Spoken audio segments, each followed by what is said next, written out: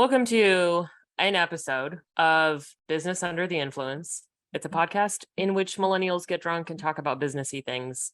You can join our drinking game if you would like. Basically, if there's a business buzzword, you must drink. And if I spill my wine, you must finish your drink. And to be transparent, I've spilled my wine 20% of the time. So I feel like we should add the Microsoft Teams ping anytime the audience should drink. yeah, Bing. I like it. I fully support that because I lose track of that shit. So that would be good for me. The gentleman on my left is David. He has a sordid career in leadership. He has like a degree in psychology, so he can convince you that you're wrong no matter what, which is great for leadership, really. Yikes. The premium. He'll actually convince you that you were wrong about being right and right about being wrong. No, I don't know. It's too far. Okay. Fun fact about David is he actually set the Guinness World Record for the egg toss while at summer camp in 1997. True. All right. Well, this is Kristen.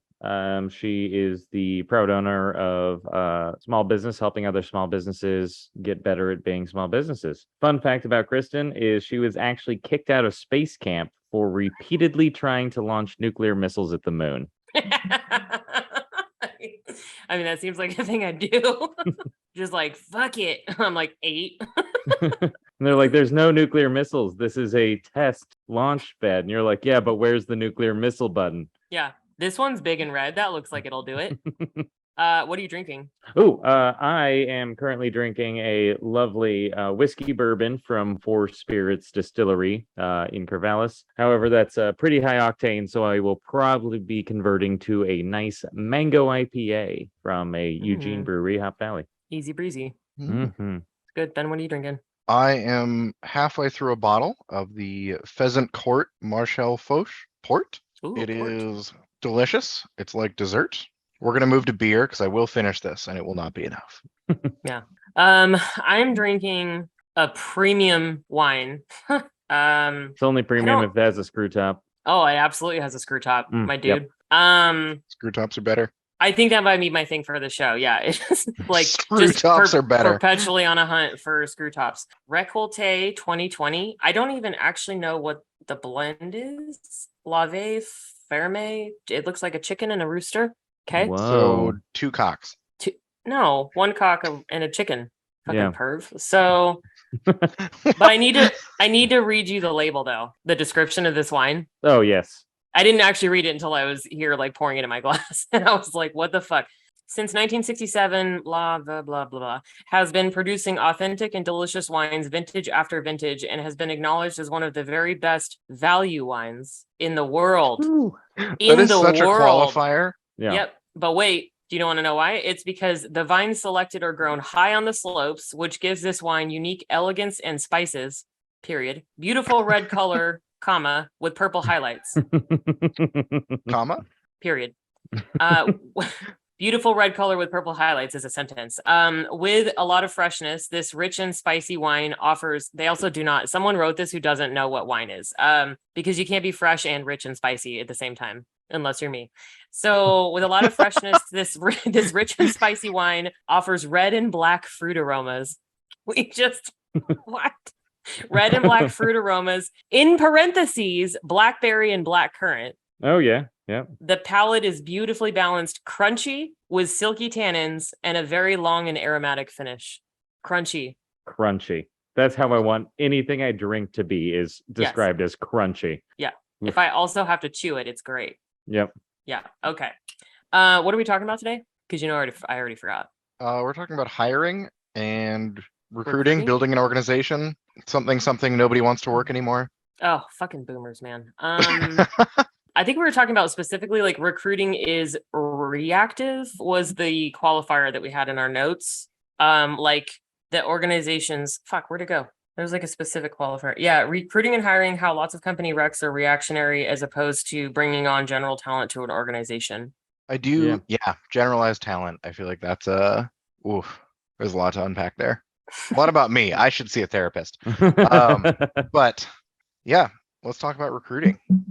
Okay. and Yeah, what an organization is. Well, and I guess we can kind of clarify with the two like major types of candidates that you bring on, which Ben can probably speak to a little bit more, is more so the like T I's, what kind of actual candidate they are. Because there's a lot of times you can get kind of pigeonholed. So like a T, correct me if I'm wrong, Ben. T candidate is someone who has general knowledge across the board, and then an I candidate is a line that is specifically down in one area, so they have one area of expertise. So if you think of it as there's a T, that's the person, and then they've got this much kind of knowledge, and then if you have an I, that's the person, and they have this little bit of knowledge. And so I think that's kind of the first thing is what is your small business need, I guess, is our main thing we'd bring it around to. So I feel like there's 4 types actually. We Ooh. there's Ooh. T and I, and I mean there's a couple others, but when you're talking about project management or hiring or the PMBOK, actually, no, David's totally right. I feel like both of those are career positions compared to, as I'll put it, job positions. If you're in high school and you work at the Little Caesars, I don't think your career goals are to be the best pizza maker in the world, right? You're not climbing the corporate ladder at Caesars. All of that, like that kind of corporate world career shit doesn't really apply. You are there to pay rent, and that is great. That is wonderful. But that makes 4 categories of, well, 3. There's lifestyle versus job, like a career being a way to live your life, a job being a way to make money. And then within that, you have I and T. People who are extremely specialized, and then people who are generalists that will dive into a topic, or T candidates. And I feel like you can have both of them. You can have a dude that's really good at making one kind of pizza, but don't let him touch the anchovies. Oh, like as far as this is just a job, I'm just here to pay the bills. Yeah, and he's really bad with fish.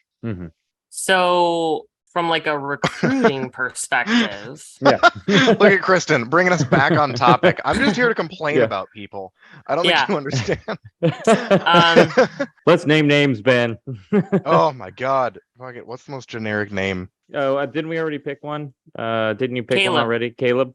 Caleb. Sorry, Caleb's. But recruiting, sorry, Kristen. So no, I was just like, because those aren't terms that I'm familiar with at all. And I feel like I've been a hiring manager for 20 years. So like in corporate land, who is deciding what the people are? Who is deciding what the positions are that we're recruiting for? Ooh, yeah. Whole can of worms. So talking about corporation, in my limited corporate experience, you'll generally have the corporation on the whole. Take the most complex corporation, Samsung, that makes fucking anything, or Kawasaki. They make everything from musical equipment to motorcycles to refrigerators. It's massive. It spans 100 things. You'll have business units. I guarantee the same folks in charge of the refrigerator products are not the same people in charge of cell phones. Cool. Let's breaking it down a little bit farther. Bear with me. We're going down. Eventually, you will get to a place where finally the business unit has a need. Fuck, I need 3 more engineers to build this refrigerator. Whatever that looks like. For some organizations, that's probably a director. For other organizations that really try to empower management, that might honestly be the direct engineering group manager. They're in charge of 3 engineers. They make a subset of the refrigerator. They simply say, hey, I need 1 more person, and they fight for the budget to get that. So it depends on the type of organization that you have and what you're trying to create. So if you're like a startup and you want to make the world's best unicorn saddles, then how do you just fuck it better than table slapping? I'm still mad about that. Okay, unicorn saddle sounds like an unicorn adult shop, saddles. and I am here for it. It sounds like a what shop? An adult shop. Oh, it does. Sounds it definitely great. does. Yeah. Like that would be the name of a strip club too, I think. I think we can or a high-end steak restaurant. Also that, yes. It could go either way. The branding opportunities are endless. Yeah, seriously. Man, yeah, there's a lot of opportunity there. TM copyrighted. It's done. It's ours. We own it. We're crafting magical saddles. I'm buying the domain right now. I actually have a domain, flowerhustler.com.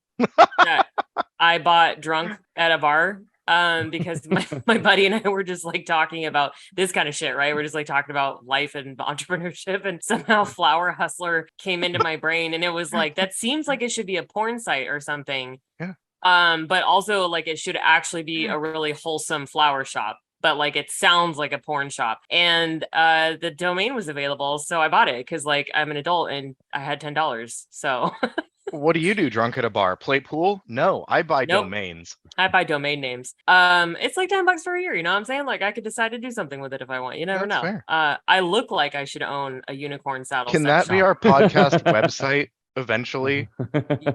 We'll Which just one? use Unicorn Flower saddle? Hustler. Flower Hustler. Oh my god, yes, absolutely. The origin story is amazing. Yeah, it's great. Fuck. Anyway, what were we talking about? Recruiting startups. What do you do when you have yeah, a startup? unicorn saddles. Yeah, so how do you decide if it's going to be a thing? Like, you know, you need 10 people to help you do the stuff, or you need somebody to make the saddles, and then you need like a sales team or whatever. Like, how do you fucking decide who you need and Ooh. when and how to pay them? Oh, that's a whole different. I mean, that's with money is generally Yeah. the accepted form of payment. In unicorns. Oh. They get like stock shares in 2 unicorns. I would And- work there. Sold. Oh, And absolutely. Yeah. definitely an inflatable obstacle course on Friday. Yes, I was just gonna say we all know how Ben's actually motivated, so You can have that. yeah, you can do whatever you want. Okay, but anyway, so when you're talking about like recruiting Mhm. from that perspective compared to like corporate perspective, like how do you decide if you get, you know, the $1 million from your venture capitalist people and you're like, fuck, now I need to like have a team of people. How do I I mean, recruit generally, that? you want the T style individuals, people with a broad skill set that you are asking to dive into a subject. And they are not the expert in that subject, but they know enough to both do the job and be connected to the other parts of your business. Because when you're that new, when you're just making your first couple saddles for someone who's given you money, they need to know how unicorns work. They can't just be a stirrup maker and only a stirrup maker. Like, no, what is the pommel, the seat? I don't know. I'm not a horse girl. The Like, pommel's what? the front thing. Yeah, like they need to know all of it because they need to know how their piece fits in. And that's generally why you hire T-shaped individuals. Because while they don't know the this isn't a clothing ad. No, it took everything I had to not say that's what she said when you said she needs to fit in every or whatever the fuck it was. I was like, You go to an he's interview panel and everyone's just T-posing and they're like, talk about yourself. yes, tell us how you feel. I'm putting that down. Is the unicorn saddles? No, it's too early to pick the episode title, I think. Oh yeah, we'll it's have too a early. couple. Okay. Anyway. We'll have like a 10-word title with a bunch of commas. Yeah. Oh, Yeah. no, what was the description on the back of your wine? Oh, yeah. Crunchy and refreshing.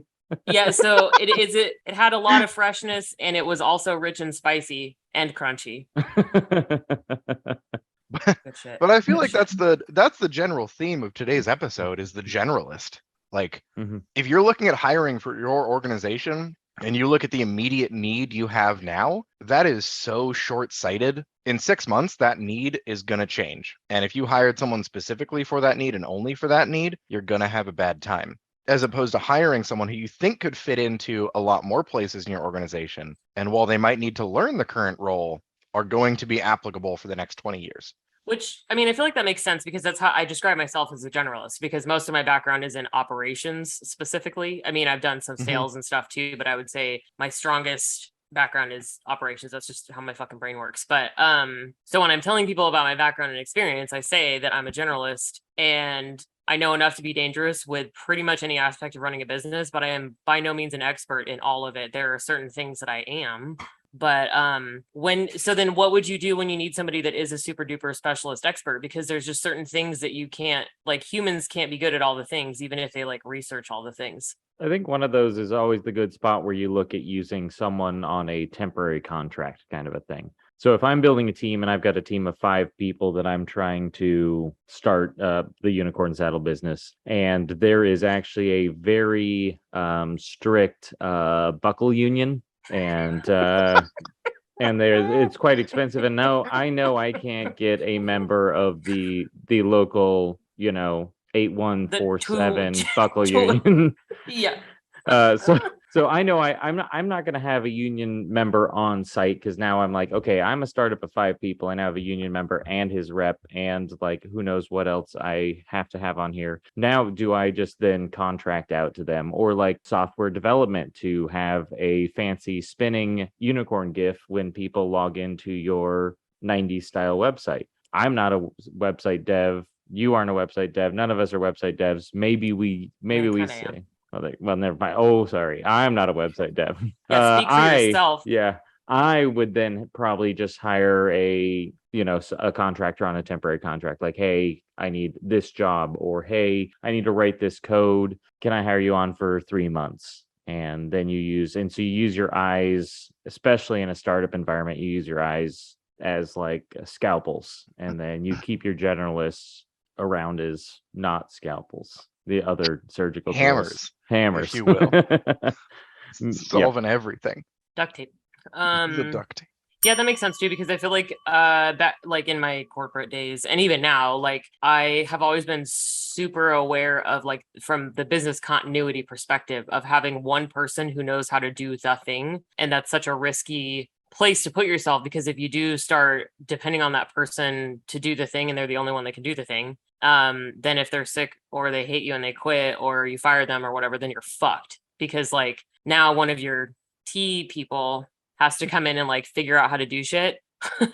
But yeah, because I've had to like unravel that from teams before, where I'd come in and there'd be like one person who knew how to deal with this one client, or this they knew how to deal with this one thing and this one. They had all these special processes in place that were like super secret and only David could do. And I was like, that's fucking stupid. Because it's like a false sense of security kind of thing. Like they're creating a situation where they feel important and valued because they have this like specific, like super special secret squirrel job. But then it's a scary place. Yes, can I raise my hand and rant at our audience for a second? Absolutely. If you I think that's one of my things. We should drink. I say absolutely a lot. Absolutely. Drink. Absolutely. Team's noise. I need to go get my beer. I ran out of alcohol. Oh, that was quick. Seriously. What are you, fucking new? I'm just thirsty. All right. Okay, well, he's gone. go. I'm going to rant at our audience. If you are this isn't I or T. This is you obsessively trying to create job security. If you have a job, no matter how simple it is, it might be inputting data, it might be cutting wood, it might be working at the counter. If you consciously make things that only you know how to do because you think that makes you irreplaceable or that creates job security, fuck you. You're wrong. You are only hurting your organization. You don't get promoted because you're the only one that knows how to do something. You get promoted and you empower your organization by empowering others. If you are seen as the person that took the 3 employees and taught all of them how to do your job, and now the business is more stable because of it, guess which one looks like the next manager? Yeah, not the fucking asshole that was like, I'm not going to teach you how to use the register. That's mine and only mine because I want job security. Get fucked, Kevin. Oh, sorry, sorry, okay. Kevin's. Sorry, Kevin's. No, not sorry, Kevin's. Thanks for coming to my TED Talk. Well, the thing that drives me absolutely batty about that is that's the person that, like, they usually want to be the one that gets promoted and they want to be in charge. That's why they own the process. The problem that comes in is if they're the only one that owns that process and they won't tell anybody else how to do that process, they will never promote out because they need to stay there. Because they're the only one that can do the fucking process, and that just does not self-defeating. It does not just make it through; it just stays on the outside. But it's everywhere. You see that all the time, especially in giant corporations. You see someone who has found a little hole to hide in, and they do their thing very well. Hide in. I thought you were going to say Phil. Yeah, seriously, man, like missed opportunity. Go on. Phil. Are we calling out Phils now? No, a hole to fill. I know, but PHIL, the name. Yeah, no, I mean we get it. It just wasn't funny. Okay. I just want to make funny. I want to make fun of as many people as I can. I love that you were just like trying so hard to make it a thing, though. You're I fucking hate committed. people, Kristen. I hate people. Committed to the bit. You're like, fuck Phil too. Kevin, But Caleb. you're all on notice. Yeah. I think the one thing not to lose though when we talk about hiring generalists is it doesn't mean you have to hire people who don't have a specific skill set. It's just so like if I need a videographer, I am going to put in something for a videographer. However, when I interview, I am going to be looking for someone who is a videographer who also, I don't know, manage shifts at a Taco Bell, because that's a person that can deal with irate human beings and, corral teenagers to actually succeed. And then I also want to see that for a while they were pursuing a degree in oncology. I don't know. I don't even know what oncology studies. I think it's Cancer. yeah, okay. You fucking weirdo. But like I'm looking for someone who is not single-minded. If they're like, in high school I was in the high school video club, I graduated with a 2.5 because I only cared about video. After that I went off to video school and I left video school and now I do videos. That's probably not the person I want for a small business, because that's someone who I don't know what if no one wants a video, what are you doing Monday through Friday? I think that's a super good point too, because it's like that as a small business owner would be someone that you would probably hire on a contract basis. Like if you're looking for, say, a henchwoman who happens to be very good at editing video, who also has other skill sets, but like video happens to be what her specialty is. And then she's also able to do other things and learn quickly and figure stuff out. And you know what I mean? So like she's like, that's my specialty, but I can also do some other stuff. And I think some of that too is like to your point of to your point, I say that all the time. Drink. Go. Blink. We just listened to this to our what episode was it? Oh, Bunnies in the Murder Zone. We just listened to yesterday, so it's like super fresh in our minds, everyone. All three of you. Anyway, is this specific, like the soft skills that a person possesses that allows them to do certain things regardless of whether or not they know things about that thing already. So people with good problem solving skills or critical thinking skills, or like you were saying, like the guy that can handle high stress situations and can like coordinate and orchestrate when people are screaming at him, like those kinds of things are the things that make you the T. Yep. Right. Yeah. And so that's the big thing is, and this hypothetical person that does these videos and stuff sounds like a stone cold badass. Yeah, she hypothetically is pretty fucking rad. Shout out Melinda. Yeah, but that's kind of the big thing that I think can get lost when people keep hammering like hire generalists, hire generalists, hire generalists. We don't mean don't hire someone that like hire people that don't have the skill set you're looking for, but just if you are hiring for a skill set, don't think that is the end and be all of the situation where you're like, if they aren't the best of the candidates at buckling saddles to unicorns, then I can't hire him. I only can take the best technical ones, which is I think where you lose a lot on the corporate side with the like auto filtering, things like that, where you lose a lot of that general talent. I feel like a lot of that narrow focus forgets the cultural atmosphere. Does this person fit in with your culture? And I know professional recruiters are 100% a thing, and they are very good at their job. But that was a face. To really understand the culture, whether this person will fit in with, can they present to this director? Are they experienced in high stress situations? Because we're about to take on a client that might be waking up at 3 a.m. to support a customer in Germany. Like, are you ready for that? Understanding a lot of these other factors that, no, I'm not getting the person that 100% fits exactly the one problem I have right now. I'm getting the dude who can wake up at 2 a.m. He's not going to like it, but he'll be fine and he can do 10 other things. And that is that kind of fit, and those other atmospheric or I guess environmental factors honestly don't get enough weight in today's hiring environment. We've created something where a LinkedIn job description is a problem, not a position. Ooh, and I think that's good. That doesn't work well. That's good. Problem, not a position. Oh, look at me. I'm basically Socrates. Killing it. Yeah, and I think there's kind of like elements, because there's people that say like don't hire for skills, hire for personality or culture fit. Yes, but then there's also people who don't actually possess the general skill set that you need for that specific job too. It's like if someone is a great employee and fits really well with the team and is a good team player, but they like can't do the job. I've had to fire people for that before because I'm like, you're awesome and you buy everyone treats and you're super encouraging and a wonderful human being and you really care about people, but you also can't do the fucking job. So Oh, we talked about that last time. yeah, it's like that. So there's, you know what I mean? Because it's like they were a great. I've kept people that I liked a lot less because they were fine with the team. They fit in fine. They did whatever. But they were really good at what we needed to have them do. Yeah. So I think there's, kind ofs to both of those things too. Mm-hmm. And that's one thing that I think large organizations have an advantage on because they have pretty much trial interviews because they can hire from within and promote from within and all those kinds of things. So they kind of get the this person may not have the strongest resume, but I know what they do. They do show up every day. They do work their ass off every single day. Whereas if you're hiring blind, especially in like a small business environment where you're like, I need these 3 people to essentially be 6 people until we get going. Yeah, what do you do so you both have hired 4 small businesses. What do you kind of do to filter? Like what are some of the questions, things you look for in answers that they give in interviews to know that they are someone who can gel and can take on multiple roles?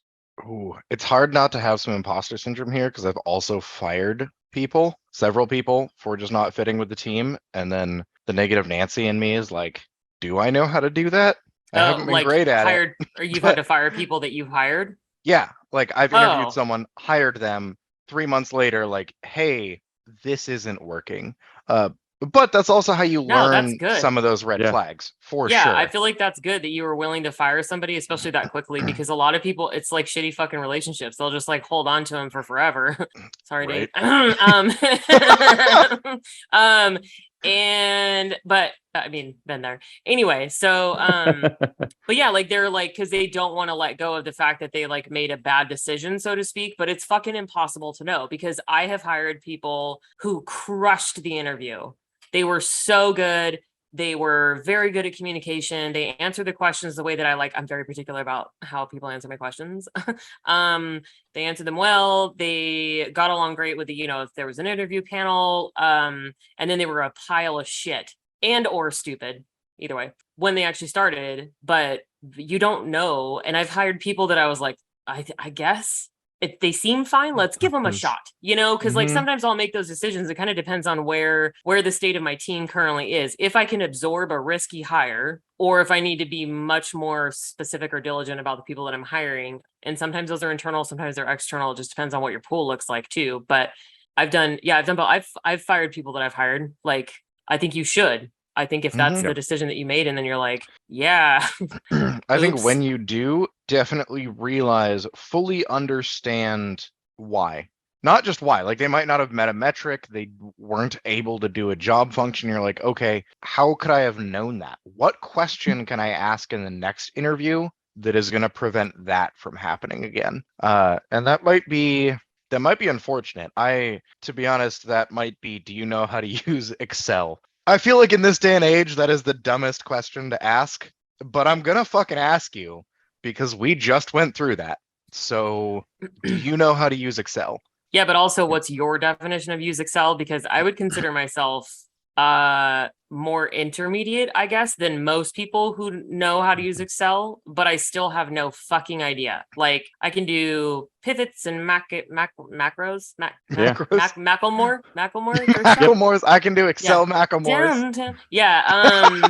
Anyway, so but like that's still a much higher, like when I took the last corporate job that I had, that was one of the questions that they asked, and they're like, do you know how to use Excel? And I was like, yeah, I did. That's not fair. What do you mean? I did not know how to use Excel according to yeah, those are different. They were different. I was like, yeah, sure, I can like highlight a cell, Yeah. But there's like all these like formulas and shit, so because they did like actual data. They like did data analytics. They had they have like a whole data science team. Like there were people who did that stuff, but like other people at a like regular position would still need to know how to like extrapolate the data, run a VLOOKUP, interpret the data. But I think that's a really good point, though.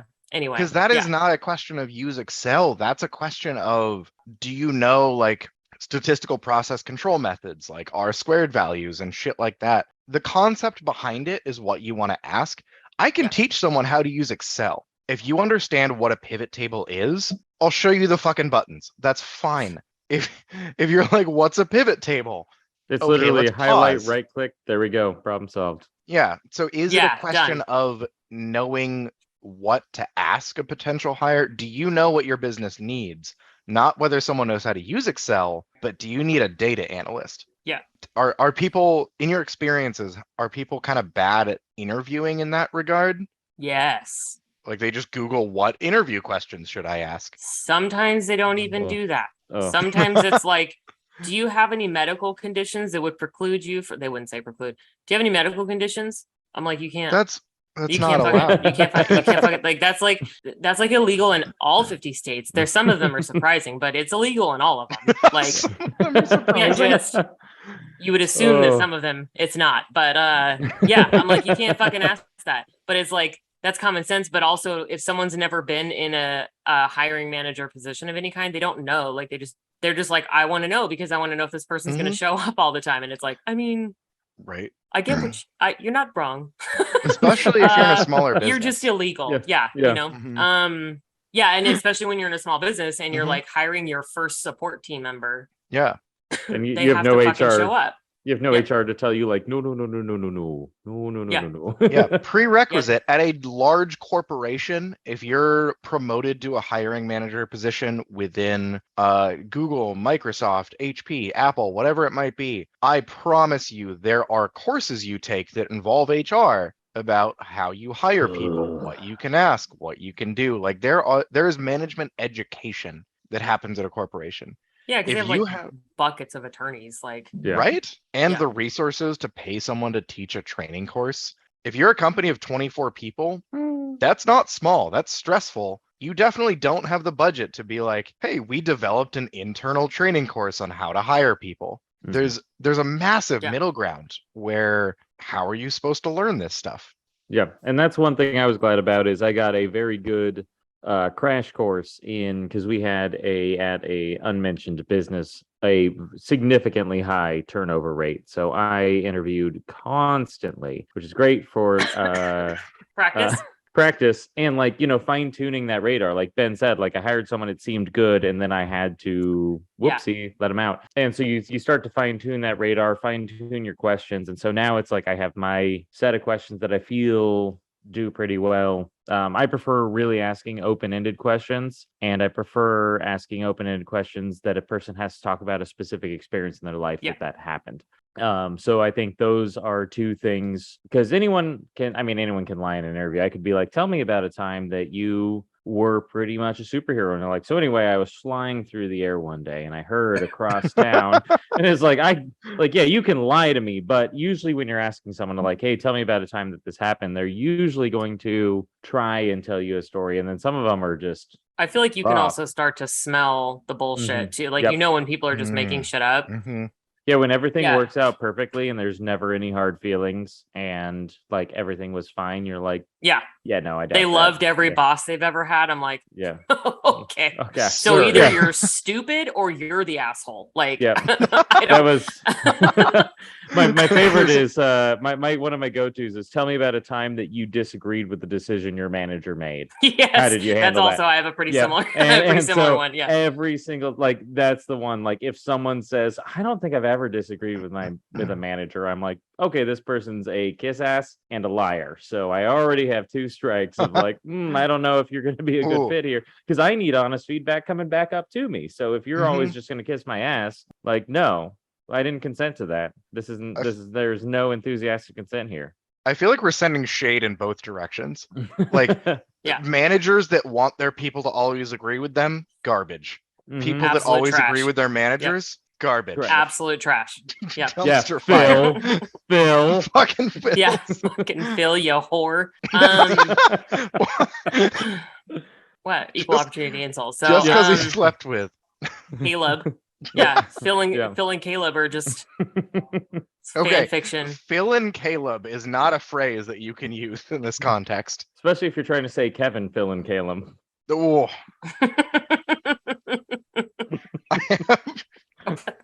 so It's like many it questions. barely makes sense. Like barely. Oh my god. Anyway, So but questions for people. I think it like that's exactly right. Like I've interviewed hundreds of people. I tried to do the math on this one time. It's got to be over 1,000. I wouldn't say it's been thousands of people, but I've interviewed hundreds and hundreds of people because in my career at a place. Worst Return, Oh, I'll let you sit on that they're the for a orange and green ones. Is that right? Nope. Nope. I mean, damn it. wait, are we doing like opposite on the color Yeah, wheel? yeah. Let me remember. I can't think of my color wheel right now. I'm not an artist. Are you kidding? Two primary colors are involved. Wait, are they primary? Yeah. So, yeah, it'll be fuck. I'm thinking back to our conversations Purple. with Tanner. It's gonna be Like, how do we make a logo? Anyway, Anyway, so at this so place at Worst Return. Worst Returns. At Worst Returns, also pretty stringent HR processes, and Mhm. at the store level, you still had to get HR, so which was a ghost Mhm. people in like I don't even know if they were local or not. I can't remember if they were in the US, but anyway, we had like a third party HR company that we had to like put everything through and be like, hey, I have this person on, final document. It was very hard to fire people there because they were just so worried about getting sued for stuff. But yeah, so I learned a lot about like the hiring and firing process from that experience of like documenting the shit out of everything that you do, like the files stay there, you know what I mean? Like you put stuff in the person's file, like it's there for you, fax it to HR, like so, and same thing with all the interviews. As my old boss called them, they're all drops in the bucket. Yeah, drops in the bucket. Every time you put something in someone's file, it's drops in the bucket. Drop in the bucket. Eventually it'll sink. What were some of your initial green flags that you thought were great that turned into red flags after enough interviews? Oh, that's a good question. Yeah, Kristen, you go first. I got to think of some. What? I got to think too. Okay, fine. Well, I'll go off the cuff then. So one for me, one that burnt me pretty hard is like if they came in with a lot of confidence and just kind of like and just bantered with the interviewers. That was never necessarily like, I guess it's kind of a red flag because I'm like, we had people that are like, yeah, so when do I start? And like, you tell should me be about afraid. this stuff. Yeah. Oh, boo. Yeah. But it was Never. more like, yeah, but when they came Caleb. in and they came in hyper confident and you're like, you don't even know what the job is yet. And you're coming in like really telling me about, I've had interviews where I'm working in a technology that doesn't really exist. And then they're telling me how my technology works. And I'm like, I don't. Ooh, there is confidence and there is overconfidence. Yeah, and so those things that is not a small so line. for me, yeah, anytime those ones are where people come in with like these like I'm the best choice you're gonna have, I'm gonna be the best thing. There's people who are friendly and personable, but anytime anyone came in cocky, it was like, that's gonna be. Probably but not. initially, Yeah. But initially, it was like, oh, this guy's like, oh, he's coming in, he's confident, he wants this job, he knows what he's doing, he's bantering with us, so the interview's not making him nervous, so he can interact with strangers. Cool, great pick. And then I'm just like, this fucking asshole. And then like I'm booting him 2 months later. Like there's been times I've booted him. Like I did their new hire training, and so like a week after him starting, I was walking him out the door because I was just like, dude, stop being, you're just a raging asshole. That's all that's happening. I was just in charge. Stop. Yeah, I was just in charge. So you weren't an asshole to me, but you were just as loud, just angrily towards other people. And it's like, cool. That's fun. So that was one that got me like, oh shit. But it is fun to it's a power move if while you're doing new hire training, you're like, hey, you stand up, everyone take a 5-minute break, and then you take them to HR, and then they walk out and you come back from the 5-minute break and they're like, oh, where's whoever? And you're like, oh, they're no longer with the company. Everyone's like, oh shit. Everyone is staying awake and paying attention for every PowerPoint presentation they're like after that. Yeah. That was fucking the like most, note cards. Yeah, the most attentive. Your face with the yeah, that was the most attentive class I'd ever had after this little thing. Yeah. Grew it myself. Well, Yeah.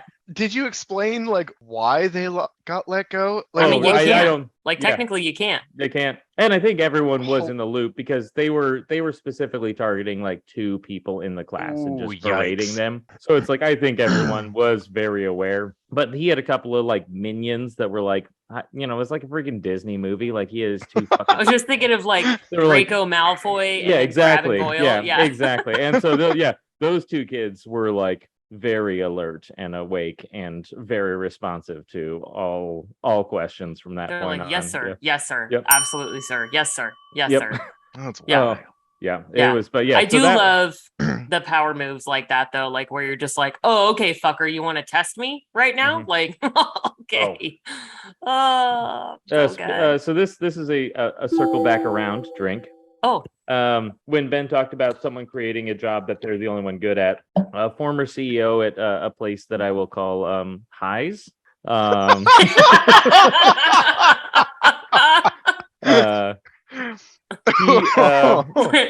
These what are the disclaimers on TV shows where it's like this show is fictional and not based on any Yeah, real or any living fictional references characters. that Disclaimer. may seem, yeah. So one of our, I guess he was not our CEO, but one of our directors came around and he told the story about how he worked at a place and was like, I'm essential to this job.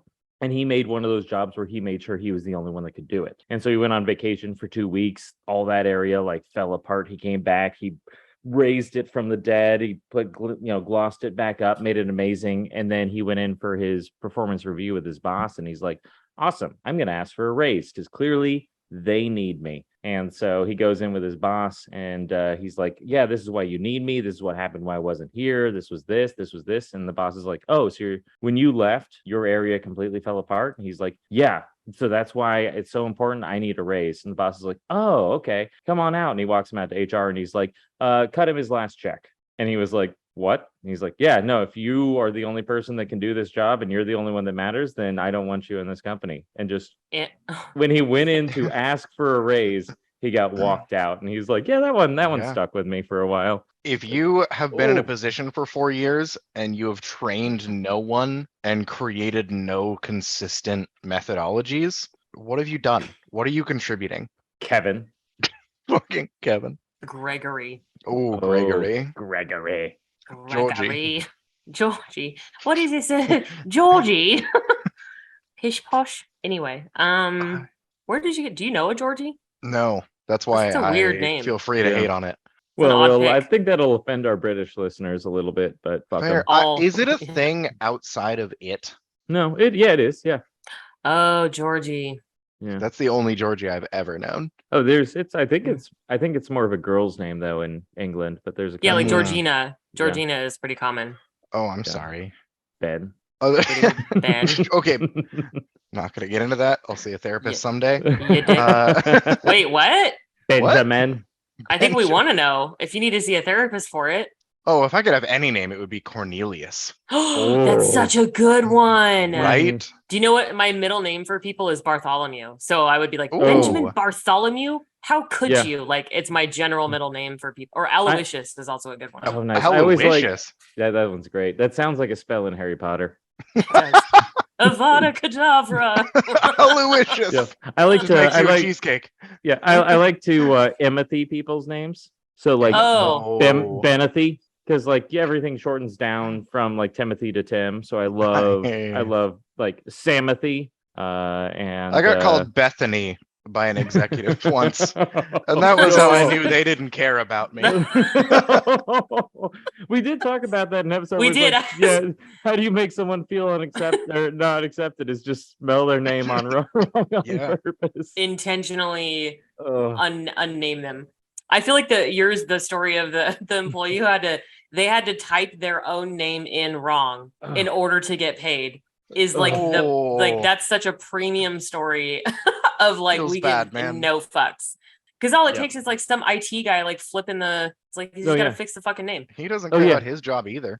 Like I he's e- just there to get paid. I emailed them back and forth for 6 months. I had to reopen like 14 tickets, like help That's desk nuts. tickets. It was, and every time they're like, we tried to call the person and they're like, well, they work nights. So of course they didn't answer. But they're like, well, we tried to call them. We couldn't reach them the first time. So we closed the ticket. I'm like, The first my time. God. Yikes. Oh my god! Drove me absolutely insane. I have another red flag in an interview that I Thanks for bringing us originally back. thought just no, I asked the question to later complain. Oh, I That's like the it. theme I of this like it. episode. Smart. Yeah. But super smart. Perceived professionalism. So Mm. hop in Zoom world that we live in now, you often experience a lot more of someone's life unintentionally than you would otherwise, especially in interviews. Terrible. Yeah. Hop into an interview, encounter people who are like, having a pristine background is great. Please, like, move your dildos out of the way. Don't have that in your screen. But if you were Well, in the interview, unless you're interviewing at Unicorn Saddle Sex Shop, then leave them in the Right. Then thing. leave your True. dildos out. Unicorn Yeah. Saddle Sex Shop, yeah. Like have a shelf. Yeah. Mm-hmm. Yeah. Absolutely. Like, but that's Drink. dressing appropriately and zooming appropriately. If you sterilize your background and halfway through the interview, you're like, oh, sorry, let me blur my background because that's professional, as I say with a blur background. So that's the example I'm using. Oftentimes, if you experience a lot of that, can turn into anxiety on the job. They interview well in the same way they do well on the SATs. And what that turns into on the workplace is, am I doing well? Am I going to get paid? Anxiety turns into loathing against other employees who aren't doing their job. That employee becomes a hub of constant discontentedness. Not in a bad way. If you have an OSHA violation, fucking fix it. Get your shit on that. If that employee has asked for a $900 desk chair 7 times in a row, I have questions, right? And so How did we get there from a blurred Zoom background? Okay, it's the Ben works in mysterious ways. I'm normal. I'm normal. I just need additional context. You lost me for a minute. I'm sure you can bring me back in. Okay. It is apologizing for everything. It is an obsession with appearance. It is being hyper fixated on small things that don't necessarily matter for the job. And then when that person is on the job, they aren't about the goal. They aren't about making unicorn saddles. They're about whether their tools got put away correctly. They're about whether you have the right brand of tools for making saddles. Things that don't apply to the job but distract them constantly, stress them out, require management time to address, even if it's a non-issue. And so what I would call over-professionalism, but an obsession with things that don't matter, is another thing that I thought was a green flag, is not. Yeah. Is not at all. No. So what I'm me hearing back. you I came say back. is I'm with you. Yeah. leave the dildos on the table. Yeah. Actually. Yeah. Power move. No, I think Let me know what you're about. Yeah. Because that makes sense. It's like, like you said, a distraction. It's the little things that don't really matter. And then you constantly having to like soothe their panic about something that doesn't matter. Because like sometimes it's like you need the detail oriented people. And sometimes it's that. And then sometimes it becomes like I don't know, psychologist. Is there a thing for that? That's like, like almost OCD sort of, or something, like some sort of like anxiety disorder where you're like digging into, like, it's like hooking onto the little things because it's like, oh God, we have to make sure all these things are. Which brand of paper did we buy? My world is in chaos. Yeah. And so like it's the little things that but it doesn't matter, like you said, for the long, it's like, I don't care if this is the wrong size hammer, it will still hammer something. Like real talk, as a manager, if you've ever been like, Jesus Christ, chill. Yeah. That's the feeling you get from that kind of person. And a lot of times that stems out of someone feeling like they don't have control over their life and they're in a lot of imbalance. And so they have to control things that are in their control. But unfortunately, that's almost nothing when you work for other people. Yeah, and that's almost nothing when you work for other people, which means you hyperfixate on the brand of paper they're buying because the weight of the paper doesn't absorb ink correctly, and therefore we need to make sure we buy this type of ink because we use this type of paper and blah, blah, blah, blah, blah, blah, blah. Because they have the small things that they can control their chair, they control the lighting, they control their whatever glasses that block out the blue light from their computer or the red light from the overhead fluorescence, or that's usually where it comes at, like something where you have that. And so, but the problem is a lot of times, as both Ben and I have a shared experience with, giving them more responsibility doesn't always actually make that go away. So it is Makes it something. worse. It is something tricky you balance. want to. Yeah, it's like if I had someone who was doing that, but they were helpful and wanted to help other people be better, I'd be more inclined to give them something that they could control so that they stop stressing about the little things. But sometimes you have someone who keeps everything to themselves and then stresses out. And so giving them more just means they create more little tiny hidey holes of Chaos. and anxiety. Little hidey holes of anxiety. And that's I feel like they're often the same person. The guy who makes themselves a job is also the one who is concerned about what type of paper you buy.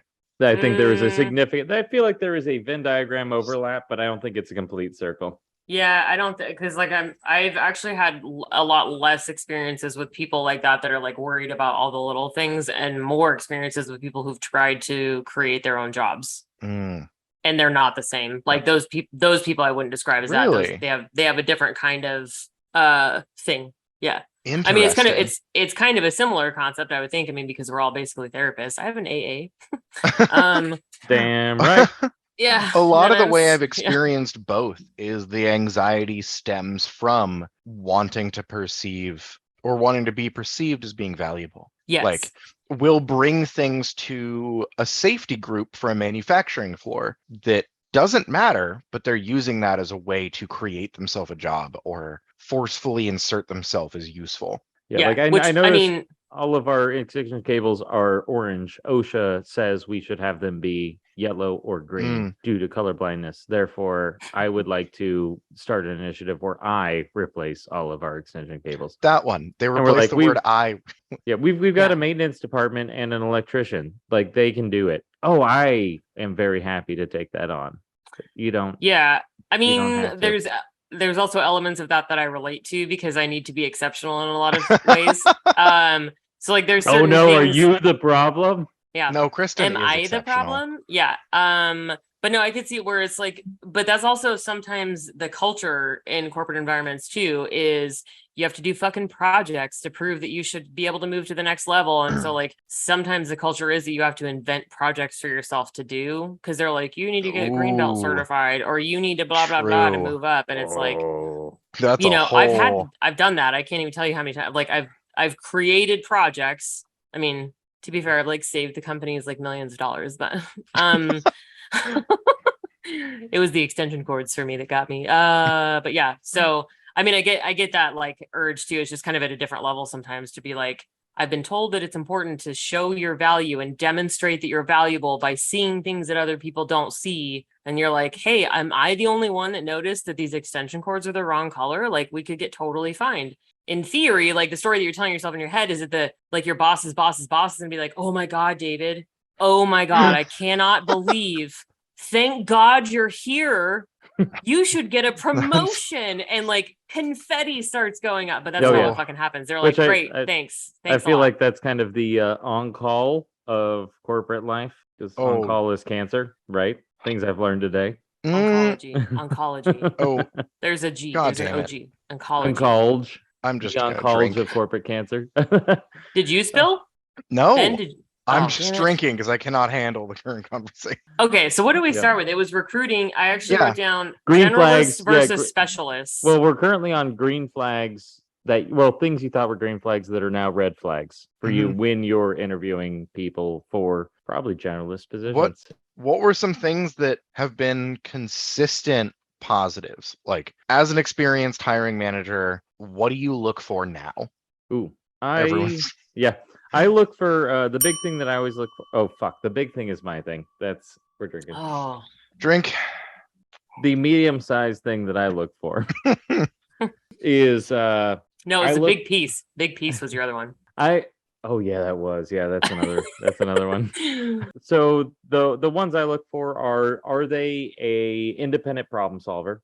So I have several questions where I talk about a time that you had to, something was confusing, something was this, and then like a few questions about how did you solve this kind of a thing. So I look for someone who will tell me a story about where they tried to solve a problem up to a point and then we're able, and I look for that like line of when did they decide to escalate an issue. So for me, if there's someone that's like, tell me about the time you disagreed with a coworker about how to accomplish a task. How did you handle that situation? And then that person's like, so I went to my boss and I said that we were having a disagreement. I'm like, well, you're a fucking adult. Like, you're like, I get that it is my problem to solve as a manager, but I would like two fucking adults to be able to sit down and be like, listen, we're both here to make money. Is there some way we can just hash this out between us as adults?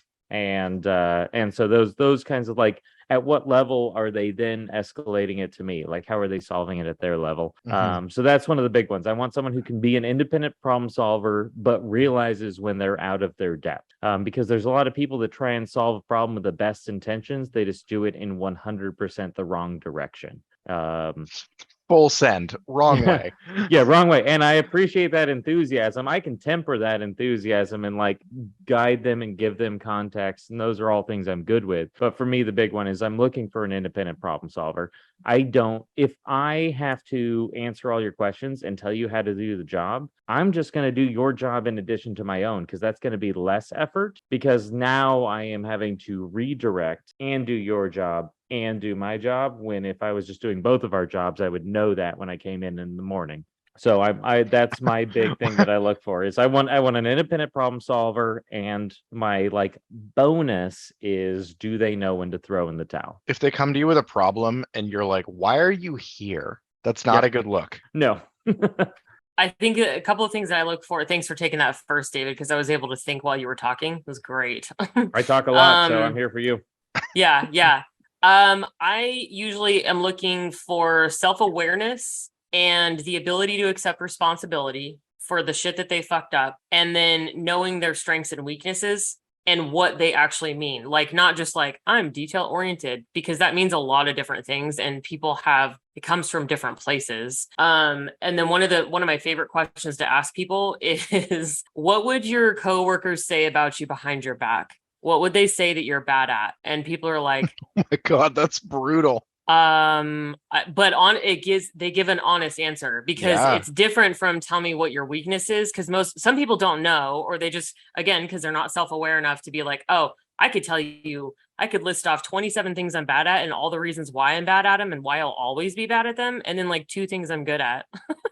But like, I think it's important to be able to be like, yeah, this isn't great, but this is why, and this is how I kind of work to overcome it. Like that shit if someone told me 5 things they're bad at in that way, I would probably still hire them over somebody who told me 5 things they're good at. Cause I'd be like, fucking cool. Like, yes, Ben. I'm going to raise my hand and we can see that.